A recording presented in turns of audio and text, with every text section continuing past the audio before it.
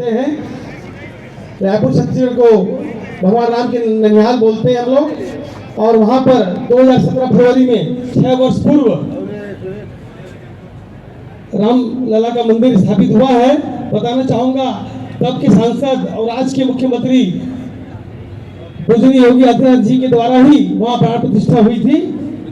और तब हमने योगी जी से कहा था, अपने घोषणा पत्र में भी लिखा था, किसी संत ने हमें बताया भी था रायपुर में कि अयोध्या में रामलला विराजमान होने से पहले छत्तीसगढ़ में उनका विराजमान होना जरूरी है। जैसे ही छत्तीसगढ़ में विराजमान होंगे तो अयोध्या का मार्ग भी प्रशस्त हो जाएगा। मित्रों, फरवरी 2017 को राम भगवान वहां विराजमान हुए, योगी जी के कर कमलों से ही हुए। और तब हमने इस बात की अवधारणा भी की थी और उसके बाद कोर्ट का निर्णय भी आया। अयोध्या में राम मंदिर बनने का मार्ग प्रशस्त भी आप देख रहे हैं और बहुत जल्द निकट क्षण भी आ गया है। 22 तारीख को प्राण प्रतिष्ठा भी होने जा रहा है। हम बताना चाहेंगे अभी अभी छत्तीसगढ़ में राइस मिल एसोसिएशन ने 300 कुंटल धान अक्षत चावल उन्होंने यहाँ भेजा है। रामलला का पहला अक्षत भोग वहीं से लगना निश्चित यहाँ पर सुनिश्चित हुआ है। यह सौभाग्य भी छत्तीसगढ़ वासियों को मिला है। और सत्य साई चिल्ड्रन हॉस्पिटल भी रायपुर में है, उनकी पूरी डॉक्टर टीम से भी यहाँ 2 दिन पहले आई है, वह भी यहाँ पर कार्य कर रही है। और विधायक संपत अग्रवाल जी के द्वारा 2 महीने का 3 टाइम का 2000 लोगों की खाने की व्यवस्था भी की जा रही है। कहना चाहूँगा छत्तीसगढ़ का भगवान राम के प्रति अटूट नाता है। वह घर घर राम बसे हैं, गांव गांव में राम है। वह नवदा रामायण होने की प्रथा है। वहाँ के एक रामनामी समाज से बताना चाहूँगा पूर्णिमा जी, उन्होंने पूरे बदन में राम राम राम लिखवाया हुआ है। ऐसे वहाँ लाखों लोग हैं। कहने का मतलब वैसे तो भगवान अखंड भारत में हर जगह है श्री राम, लेकिन छत्तीसगढ़ में उनका बहुत गहरा प्रभाव है। जब वो वनवास के लिए निकले थे अयोध्या से तो उन्होंने सरगुजा क्षेत्र से ही प्रवेश किया था छत्तीसगढ़ में, जब का दंडकारण्य क्षेत्र कहलाता था। राम पर्वत भी है, अनेक पक्ष हैं उनके, माता जानकी के, लक्ष्मण जी के। और तब वो सभी नारायण सियावा ऐसे अनेक जगह हैं। और तब वो बस्तर की ओर गए। राम वन गंपत की भी बहुत चर्चा होती है, गडकरी जी ने भी घोषणा की थी। और अभी की जो सरकार अभी आई है, बताना चाहूँगा अभी तुरंत 1 माह पहले ही वहाँ चुनाव हुए हैं, भारतीय जनता पार्टी की सरकार आई है। आदरणीय मुख्यमंत्री विष्णुदेव साय जी वहाँ के मुख्यमंत्री बने हैं। आप संयोग देखिए, राम जी विष्णु के अवतार हैं और विष्णुदेव साय जी छत्तीसगढ़ के मुख्यमंत्री बने हैं। कहने का मतलब विष्णुदेव साय जी के रूप में वहाँ राम जी भी विराजमान छत्तीसगढ़ में अभी भी हो गए हैं। ये बहुत ही सुखद अनुभव है छत्तीसगढ़ वासियों के लिए। और वैसे तो राम की गाथा जितने भी की जाए कम है, छत्तीसगढ़ का गहरा नाता है। और वहाँ पर राम के प्रभाव को देखकर ये स्थिति है कि वहाँ के सारे लोग यहाँ आना चाहते हैं। 22 जनवरी को संपत राय जी ने मना कर दिया कि सभी का आना संभव नहीं है, हम बाद की तारीख देंगे आपको। और बहुत मन इस बारे में व्यथित भी है, लेकिन कोई बात नहीं, वहाँ के मंदिर में हम पूरा कार्यक्रम करने जा रहे हैं, रायपुर राम मंदिर में।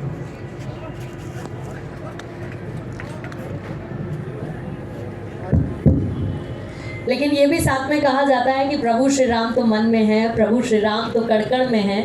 और जहाँ पर हो वहाँ जय श्री राम का उद्घोष करने के साथ प्रभु श्री राम को उस मौके पर याद किया जा सकता है जब वो अपने निज स्थान पर उनको रखा जाएगा, वो पहुँचेंगे। और उनके दर्शनाभिलाषी हर कोई है, लेकिन जाहिर है कि तारीख और वक्त को देखते हुए वो तय होगा। लेकिन आगे बढ़ते हुए सुनील रामदास अग्रवाल जी, अभी पिछले कुछ दिनों बड़ी चर्चा हो रही है अलग अलग मुद्दों को लेकर। प्रभु श्री राम सियासी विषय बने, सनातन धर्म पर बड़ा प्रहार हुआ, सनातन धर्म को लेकर न जाने कैसे कैसे बयान सामने आए। लेकिन आपसे मैं समझना चाहूंगी कि आपके लिए सनातन धर्म के मायने क्या हैं? पूर्णिमा जी, अभी आपने कहा कि कण-कण में भगवान है। बताना चाहूँगा पूरे अखंड भारत में यहाँ का हर व्यक्ति राम को अपने पग पग पर रखता है। जब वो दुखी होता है तो हे राम कहता है, जब उसको लज्जा होती है तो हाय राम कहता है, जब किसी बात की जानकारी नहीं होती तो राम जाने कहता है, किसी बात की शपथ लेनी होती है राम की दुहाई देता है, जब कोई अचूक निशाना लगाना हो तो राम बाण कहता है, जब सुशासन की बात हो राम राज्य कहता है, जब मृत्यु लोग को जाता है तो राम नाम सत्य कहता है। वो तो पग पग में राम के साथ खड़े रहता है। राम जी भी यहाँ के लोगों के साथ खड़े रहते हैं। राम के बिना तो कोई कल्पना ही नहीं की जा सकती। और जहाँ तक और देखेंगे आप, जब निर्बल के बलराम हुए, तो राम के बिना तो कोई कल्पना नहीं की जा सकती। जहाँ तक सियासत की बात है, बहुत से राजनीतिक दल कहते हैं कि भारतीय जनता पार्टी या उनके सहयोगी दल राम पर राजनीति कर रहे हैं।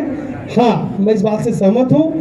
राम की राजनीति वह भी कर रहे हैं और हम भी कर रहे हैं। प्रश्न है, हम साथ खड़े हैं और वो विरोध भी खड़े हैं, अंतर इतना नहीं है, राजनीति दोनों कर रहे हैं।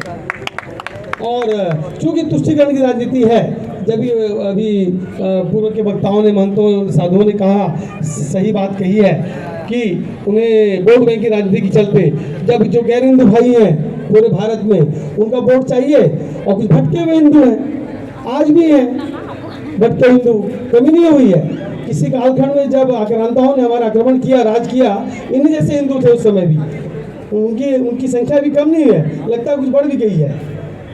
कहने का मतलब ये है कि सियासत तो है और होगी, क्योंकि सियासत इसलिए भी होनी चाहिए कि यदि हमें अच्छा जीवन जीना है, चरित्रवान जीवन जीना है, आप देखेंगे धर्म के बिना तो जीवन संभव ही नहीं है। हिंदू धर्म तो प्रकृति पूजक होता है, हम तो पर्वतों की पूजा करते हैं, नदियों की पूजा करते हैं, सदियों को माँ बोलते हैं। जितनी भी नदियाँ हमारे भारतवर्ष, अखंड भारत में हैं, हमको माँ का दर्जा देते हैं। सारे पशु पक्षियों के जितने भी इस प्राणी मात्र इस धरती में है, हम सबकी पूजा करते हैं। कोई वाहन के रूप में, किसी को जिस भी आस्था के रूप में, हम तो सबकी पूजन करते हैं।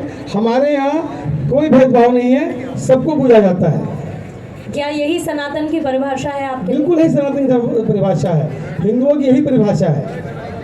लेकिन सनातन धर्म के मायने आपने बताए, लेकिन जैसे कि आपने शुरू में भी जिक्र किया कि आप भगवान राम के ननिहाल से आते हैं, छत्तीसगढ़ से आप आते हैं और वहाँ पर उन्होंने वक्त गुजारा। लेकिन आम तौर पर मैं ये समझना चाहती हूँ कि लोग मामा के पैर छूते हैं, यही होता है। लेकिन ये छत्तीसगढ़ में भांजे के पैर छूने की परंपरा क्या है? इस परंपरा के बारे में नहीं, सही कहा, मैं बताना भूल ही गया। तो वास्तव में चूंकि वो ननिहाल है तो हमारे भांजे हो गए, हम उनके मामा कहलाते हैं। जब भगवान ही स्वयं भांजे हो तो हमें तो पैर छूना ही पड़ेगा, हम छूते भी हैं और बड़ा गर्व महसूस करते हैं। वहाँ की बहुत अच्छी परंपरा है और हम मामा अपने भांजे का वहाँ पैर भी छूते हैं और हम भाचाराम ही कहते हैं उनको। लेकिन प्रभु श्री राम का ज़रा प्रभाव बताइए, आपके जीवन में किस तरीके का रहा है, किस तरीके का जुड़ाव रहा, आपकी वो जर्नी किस तरीके की रही?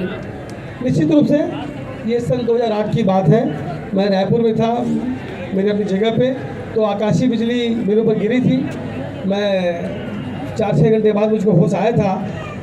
फिर उसके बाद मैं अपने गृहग्राम रायगढ़ में गया, तो वहाँ एक रामकथा होनी थी। वृंदावन से अतुल कृष्ण भारद्वाज जी, जो अभी मेरे गुरु हैं, उन्होंने वह कथा कही थी। बताना चाहूँगा, मैंने 9 दिन उस कथा को पहली बार जीवन में पूर्ण रूप से रामकथा को सुनी और मेरे जीवन में बदलाव आया। तब से मैं गुरुजी अतुल कृष्ण के साथ सैकड़ों रामकथाओं का श्रवण कर चुका हूँ और उनका शिष्य बन चुका हूँ।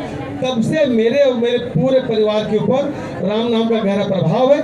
वैसे बताना चाहूँगा, मेरे बाबा सीताराम जी तो राम भक्त थे, वो तो कहते थे उन्हें राम दिखाई देते हैं खरसिया में, और हमारा उनको शिशु भगत भी कहते थे।